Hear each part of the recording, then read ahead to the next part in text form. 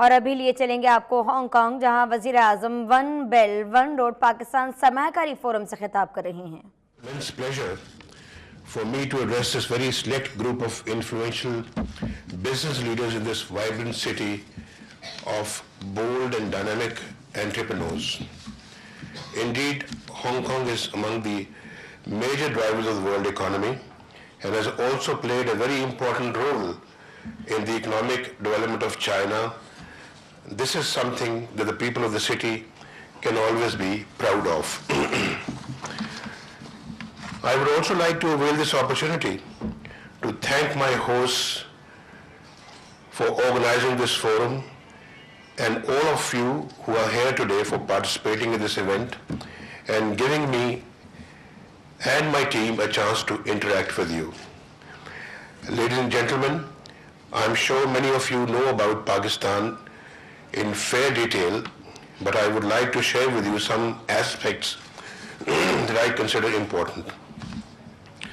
Pakistan is located in a region of the world which is as important geo-economically as it is geostrategically, and which lies not only at the crossroads of history, but also at the crossroads of the future. It is true that global rivalries playing out in our region have left deep scars. It is true that no other country has suffered from terrorism more than Pakistan, and it is also true that even today we face many challenges. But ladies and gentlemen, today's Pakistan is full of confidence, hope and vigor.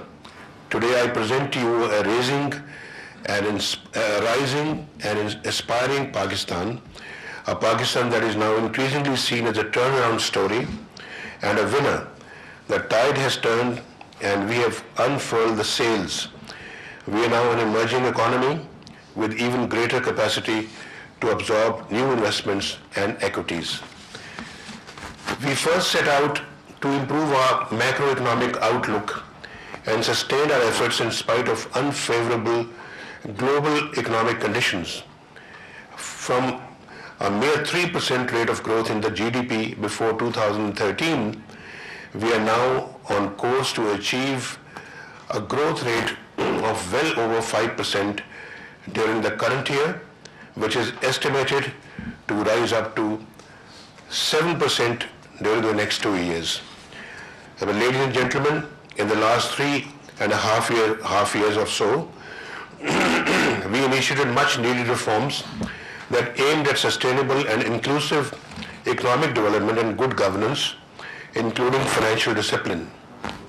We recognize the importance of laying strong economic foundations that foster skills and capabilities, entrepreneurship, technology, energy, modern infrastructure, and a thriving investment climate.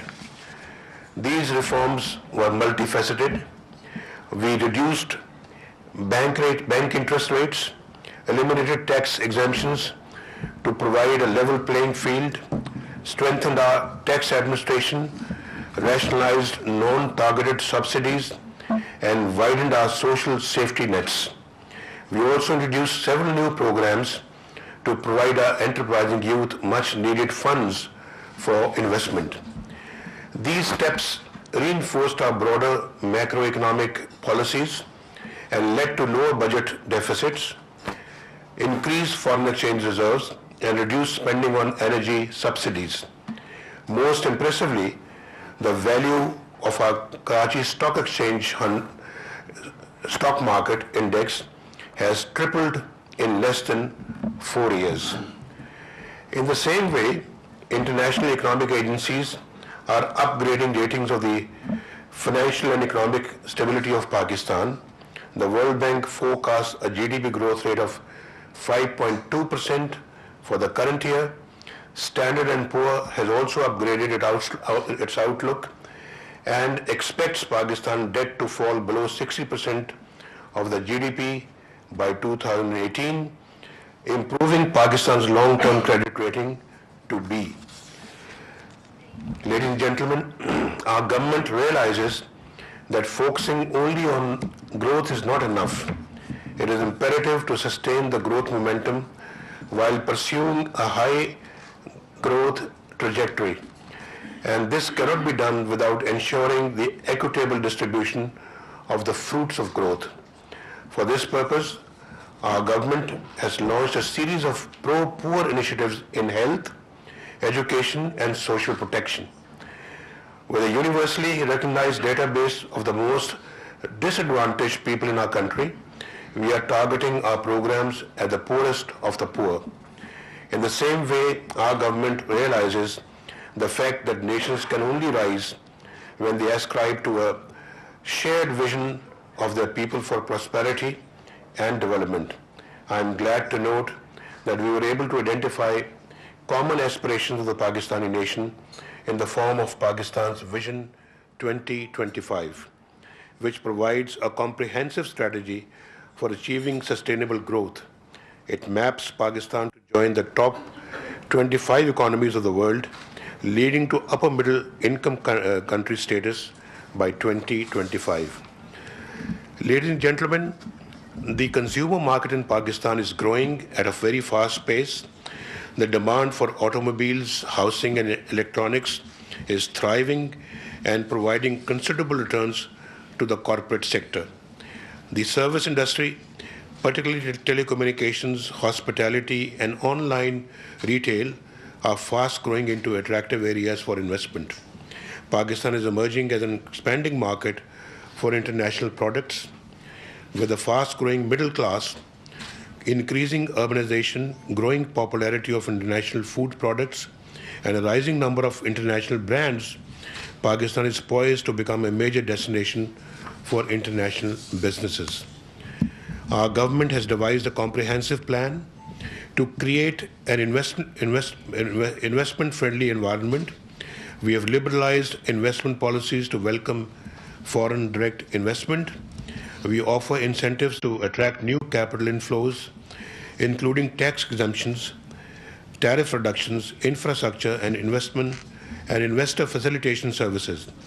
Our investment policy focuses on reducing the cost of doing business in Pakistan, improving the ease of doing business, and creation of industrial clusters and special economic zones. All this is protected by legislation. I am happy to share with you that yesterday we signed an MOU with the Alibaba Group in Hangzhou for the establishment of an e-platform in Pakistan. Among many other linkages, the enhanced market access provided by this e-platform to Pakistani products all around the world means a more attractive environment for the potential investors among you. Ladies and gentlemen, in the energy sector, a liberal and transparent policy is in place for investors. Government provides necessary support infrastructure with water, power evacuation, and access to locations of power generation projects. Apart from thermal power, Pakistan also carries a huge hydropower potential for almost 100,000 megawatts. Basic investment in land acquisition and social overhead capital for some of these projects has already been made, and an early start cutting down on the period of non-productive investment has been made possible. Pakistan's telecommunications industry holds tremendous potential for growth. Investment and development. Pakistan has just passed through first phase of the telecom revolution. Emerging technologies coupled with a transparent and liberal licensing policy provides a good launching pad for more investments in this sector. Ladies and gentlemen, Pakistan possesses huge potential to become a manufacturing and exporting hub of the auto industry for renowned original equipment manufacturers of the world. Local automobile companies and the auto part vendors have attained excellence in some fields and are at par with global standards. There is room for vendors to scale up their production with cutting-edge technology and emerging trends in the international automobile market. Pakistan is the fourth largest milk producing country in the world with significant potential for setting up processing units for local consumption and exports. Pakistan also has the third largest livestock population, and our meat demand is growing at 6% per annum. Ladies and gentlemen, we've eliminated minimum initial capital investment requirements for all sectors. There is no minimum requirement for the amount of foreign equity, investment or upper limit on the share of foreign equity allowed except in the airline, banking, agriculture and media sectors. Foreign investors in the service sectors may retain 100% equity, and foreign companies are allowed to repatriate 100% profits. In the social and infrastructure sectors, 100% ownership, foreign ownership is allowed. The raw materials, plants and machinery for agriculture and agro-based industries can be imported without customs duty. There is no restriction on payment of royalty and technical fee. The tourism, housing, construction and information technology has been granted industry status, which makes them eligible for lower tax and utility rates.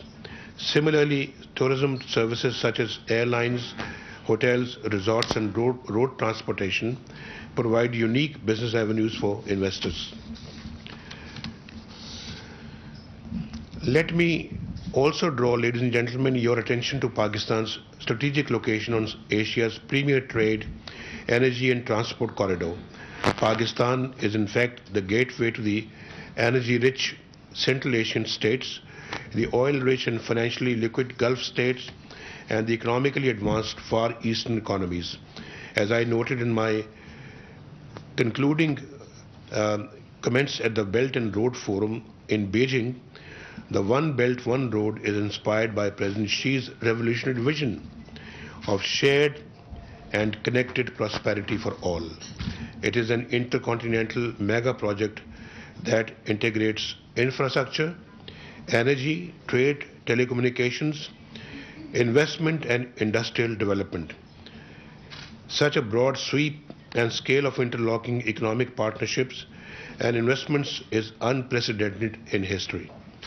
We stand at the cusp of a geo-economic revolution which will produce win-win outcomes for all. In fact, this is the dawn of a truly new era of synergetic intercontinental cooperation.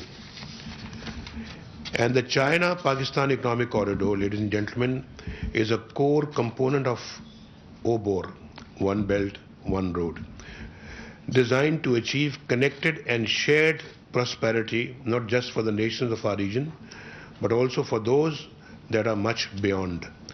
The China-Pakistan Economic Corridor will shorten transportation distances, bringing Africa and Middle East much closer to the Central and South Asian regions.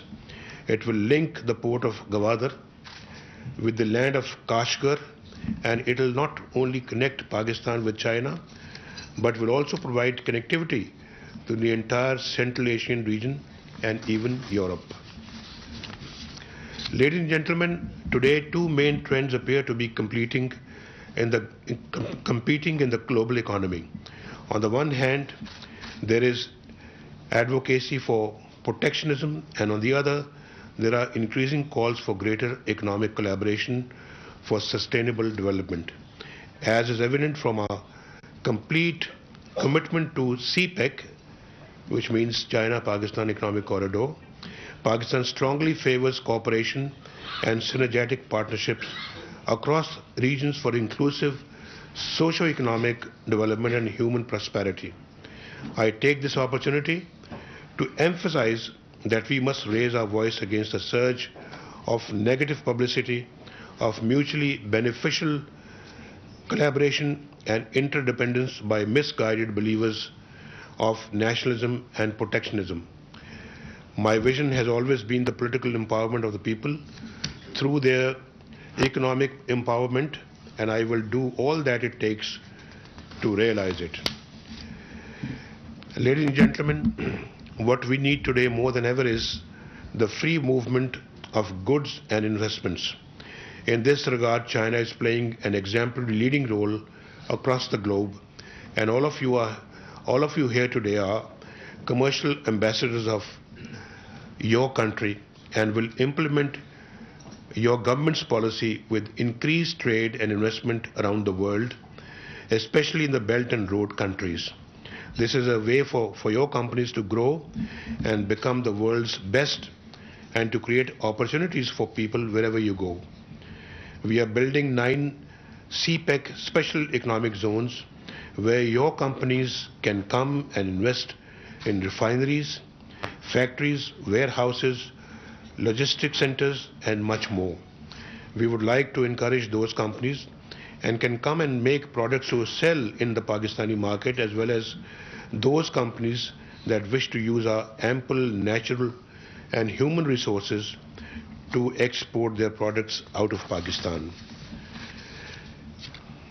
Ladies and gentlemen, let me conclude by saying that Pakistan, with its 6th largest population in the world, a middle class of 80 million people, rich human and natural resources, strategic location, political stability, and attractive investment policies, is a destination no global player can afford to miss. Pakistan is set on track for rapid, inclusive, and sustainable growth. I invite you to take benefit from the economic revival of Pakistan and enjoy the first mover's advantage. Pakistan is ready to do business with the world. I thank you all.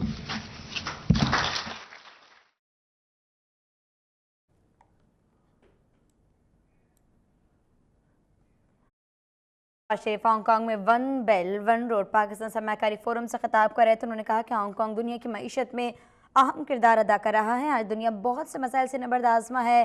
Pakistan भी कामयाबी से मुख्तलिफ मसाइल से निकलने की कोशिश कर रहा है। आज हम कामयाबी से दहशतगर्दों को नकील डाल चुके हैं। हमारी पहली तरजीह मुआशी इस्तेहकाम है। वज़ीर आज़म ने कहा कि इस बात में हम पूरी तरीके से कामयाब हुए हैं। आज दुनिया में पाकिस्तान का शुमार तेज़ी से उभरती हुई मईशतों में हो रहा है। आज का पाकिस्तान पुरएतमाद है, सरमायाकारी के लिए तैयार है। वज़ीर आज़म ने यह भी कहा कि 2013 से पहले GDP की शरह 3% थी, जिसे आज हमने 5% तक पहुँचा दिया है। बजट खसारे में भी कमी वाक़ हो गई।